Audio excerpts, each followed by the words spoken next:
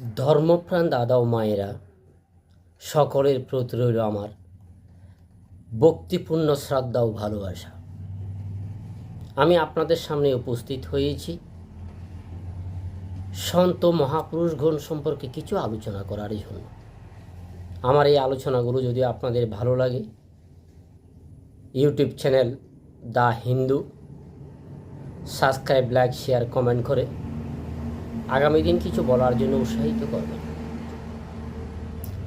ধর্মপ্রবর্তক মহাপুরুষের বাণী সমগ্র মানব জাতির সম্মুখে স্থাপিত মানবতা ও মুক্তির বাণী।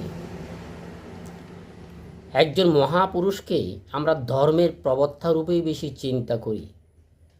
তিনি যে জাতীয়তারও সংগঠক সেই দিকটা কমই ভাবি। ভগবানের নাম আমরা অহরহ শুনি, কিন্তু নামের মাধ্যমে